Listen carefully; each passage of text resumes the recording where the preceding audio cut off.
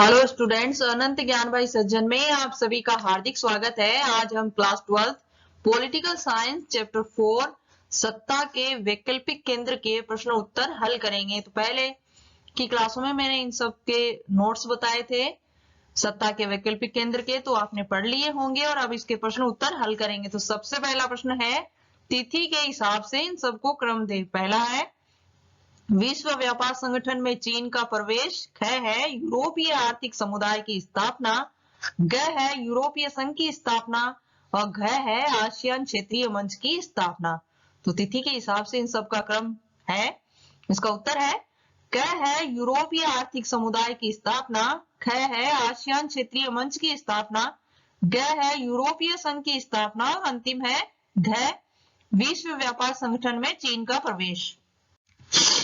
प्रश्न नंबर 2 है, आसियान वे या आसियान शैली क्या है? क है, आसियान के सदस्य देशों की जीवन शैली है। ख है, आसियान सदस्यों के अनौपचारिक और सहयोगपूर्ण कामकाज की शैली को कहा जाता है।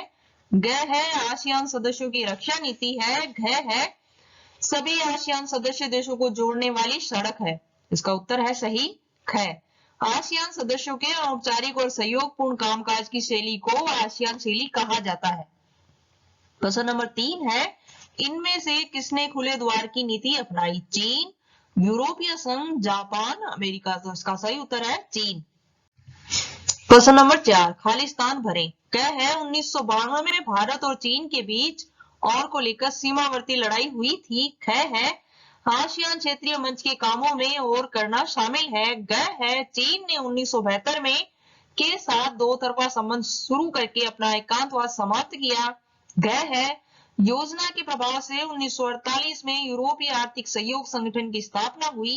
ड़ है, आसियान का एक स्तंभ है जो इसके सदस्य देशों की सुरक्षा के मामले देखता है। तो इसका उत्तर है अगले प्रश्न में, इसका उत्तर है क है, 1962 में भारत और चीन के बीच अरुणाचल प्रदेश के कुछ इलाकों और लद्दाख के अक्साई चीन क्षेत्र को लेकर सीमावर्ती लड़ाई हुई थी। ख है, आसियान क्षेत्र के मंच के कामों में आर्थिक विकास को तेज करना और सामाजिक एवं सांस्कृतिक विकास प्राप्त करना शामिल है। ग है, चीन ने 1972 में अमेरिका के साथ दो तरफा संबंध शुरू करके अपना एकांतवाद समाप्त किया। घ है, मार्शल योजना के प्रभाव से 1948 यूरोपीय आर्थिक सहयोग संगठन की स्थापना हुई। ड़ है, आसियान सुरक्षा समुदाय आसियान का एक स्तंभ है जो इसके सदस्य देशों की सुरक्षा के मामले देखता है। प्रश्न नंबर 5 है, क्षेत्रीय संगठनों को बनाने के उद्देश्य क्या है? उत्तर है, क्षेत्रीय संगठनों को बनाने के निम्नलिखित उद्देश्य हैं। पहला है, क्षेत्रीय देशों के लोगों का कल्याण और जीवन में गुणात्मकता लाना। दूसरा है, क्षेत्र में आर्थिक वृद्धि, सामाजिक प्रगति एवं सांस्कृतिक विकास लाना। तीसरा है, सामूहिक आत्मनिर्भरता को बढ़ावा देना। चौथा है, अन्य देशों के साथ सहयोग करना। पांचवा है, आर्थिक, सामाजिक, सांस्कृतिक, तकनीकी और वैज्ञानिक क्षेत्रों में आपसी सहयोग को बढ़ावा देना। छठा है, एक दूसरे की समस्याओं के लिए आपसी विश्वास, समझबूझ व सहृदयता विकसित करना। सातवां है, अन्य क्षेत्रीय और अंतर्राष्ट्रीय संगठनों के साथ सहयोग करना।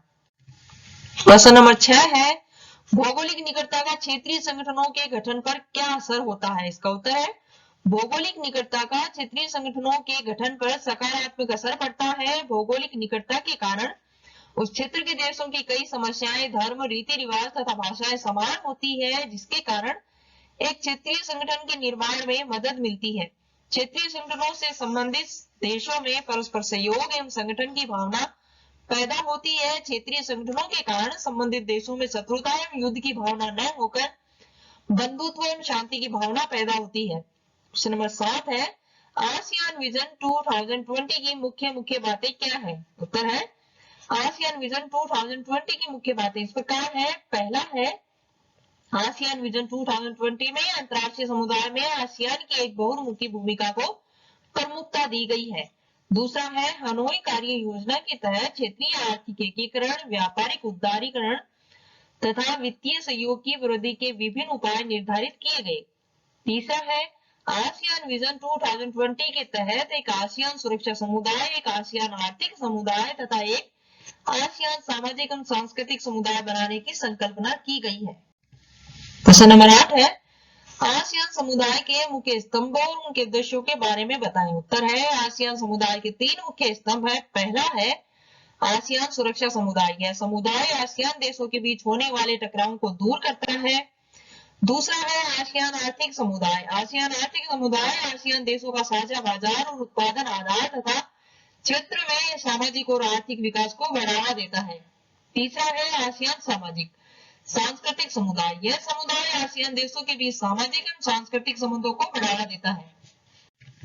क्वेश्चन नंबर 9 है आज की चीनी अर्थव्यवस्था नियंत्रित अर्थव्यवस्था से किस तरह अलग है। उसका उत्तर है आज की चीनी अर्थव्यवस्था नियंत्रित अर्थव्यवस्था से पूरी तरह अलग है। चीनी अर्थव्यवस्था की नीति विदेश पूंजी और प्रौद्योगिकी के निवेश से उस स्तर को प्राप्त करना है। चीन ने वर्तमान समय में बाजारोन्मुख अर्थव्यवस्था को अपनाया है। चीन ने शॉक थेरेपी की अपेक्षा चरणबद्ध ढंग से सीधी अपनी अर्थव्यवस्था को बाजारोन्मुख बनाया है। चीन ने 1982 में कृषि एवं 1998 में उद्योगों का निजीकरण किया। आर्थिक विकास के लिए विशेष आर्थिक क्षेत्रों की स्थापना की गई। दूसरे शब्दों में हम कह सकते हैं कि वर्तमान चीनी अर्थव्यवस्था 1950 की चीनी अर्थव्यवस्था की अपेक्षा अधिक खुलापन लिए हुए है। क्वेश्चन नंबर 10 है किस तरह यूरोपीय देशों ने युद्ध के बाद की अपनी परेशानियां सुलझाई। संक्षेप में उन कदमों की ओर चर्चा करें जिनसे होते हुए यूरोपीय संघ की स्थापना हुई। उत्तर है यूरोपीय देशों ने दूसरे विश्व युद्ध के पश्चात आपसी बातचीत सहयोग एवं परस्पर विश्वासों के आधार पर अपनी परेशानियों को दूर किया। यूरोपीय देशों ने अपने आर्थिक विकास के लिए 1948 में मार्शल योजना के अधीन यूरोपीय आर्थिक सहयोग संगठन की स्थापना की। राजनीतिक सहयोग के लिए यूरोपीय देशों ने 1949 में यूरोपीय परिषद की स्थापना की। 1957 में इन देशों ने यूरोपीय आर्थिक समुदाय की स्थापना की।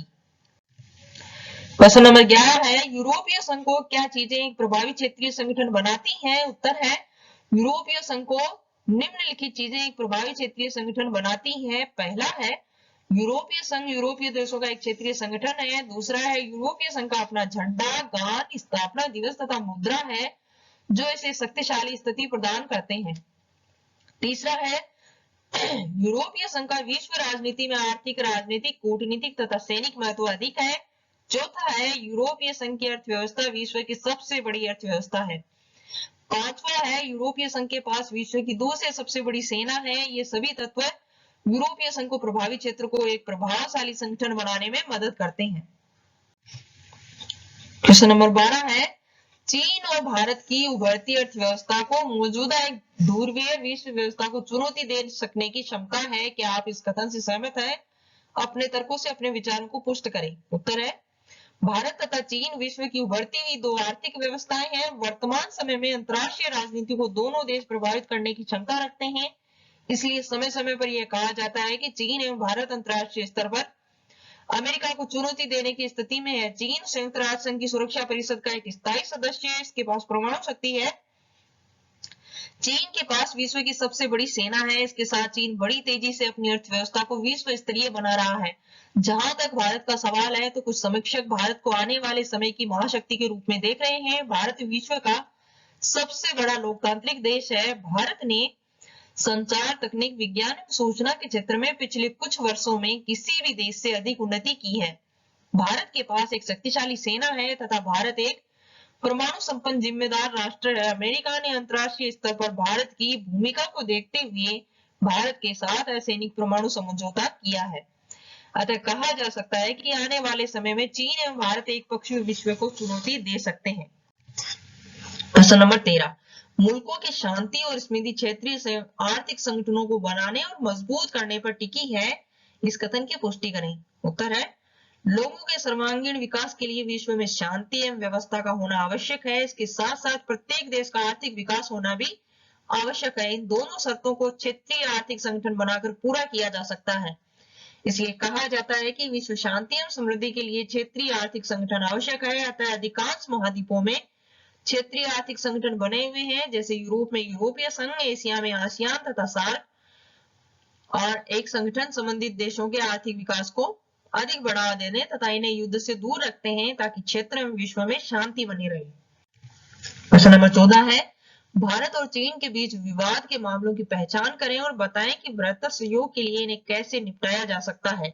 अपने सुझाव भी दीजिए। उत्तर है भारत तथा चीन दो पड़ोसी देश हैं। दोनों देशों के मध्य ऐसे बहुत से मुद्दे हैं जो दोनों देशों के संबंधों में तनाव भी पैदा करते हैं। पहला है सीमा विवाद। भारत चीन के बीच सबसे तनावपूर्ण मुद्दा सीमा विवाद है। 1962 में भारत और चीन के बीच युद्ध हुआ। उस समय चीन ने बहुत से भारतीय क्षेत्रों पर अधिकार कर लिया, जिसे आज भी चीनी अपना क्षेत्र बताता है। दूसरा है मैक-मोहन रेखा। मैक-मोहन रेखा वह रेखा है जो भारत तथा चीन के क्षेत्रों की सीमा निश्चित करती है। यह रेखा 1914 में भारत, चीन तथा तिब्बत के प्रतिनिधियों के एक सम्मेलन द्वारा निश्चित की गई थी। 1956 तक चीन ने मैक-मोहन रेखा को स्वीकार करने से स्पष्ट इंकार कर दिया, किंतु 1956 में चीन ने इस सीमा रेखा संबंधी अपनी आपत्ति को प्रकट करना आरंभ कर दिया। तीसरा है चीन का पाकिस्तान को हथियारों की आपूर्ति करना। चीन ने सदैव पाकिस्तान को हथियारों की आपूर्ति की है, जिनका प्रयोग पाकिस्तान भारत के विरुद्ध करता है। इसके लिए भारत ने कई बार चीन से अपना विरोध जताया है। चौथा है भारत द्वारा दलाई लामा को समर्थन देना। चीन को सदैव इस बात पर आपत्ति रही है कि भारत दलाई लामा का समर्थन करता है। भारत और चीन के सहयोग के लिए सर्वप्रथम अपने सीमा विवाद को सुलझाना चाहिए। दोनों देशों को इस प्रकार का रास्ता निकालना चाहिए जो दोनों देशों को मंजूर हो। चीन को मैक-मोहन रेखा के विषय में भारत से सहयोग करना चाहिए तथा चीन द्वारा पाकिस्तान को दी गई हथियारों की आपूर्ति भारत चीन संबंधों में तनाव पैदा करती है। अतः चीन को पाकिस्तान को हथियारों की आपूर्ति के समय सतर्क रहने की आवश्यकता है। दलाई लामा के विषय पर भी दोनों देशों को बातचीत द्वारा सर्वसामान्य उपाय निकालना चाहिए। इन सभी उपायों द्वारा ही इन क्षेत्रों का विकास हो सकता है। तो इसी के साथ हमारी क्लास यहीं समाप्त होती है। इस वीडियो को देखने के लिए आपका बहुत बहुत धन्यवाद। Please like share and subscribe जरूर कीजिए। अगली क्लास का इंतजार करते रहिए। तब तक के लिए अलविदा।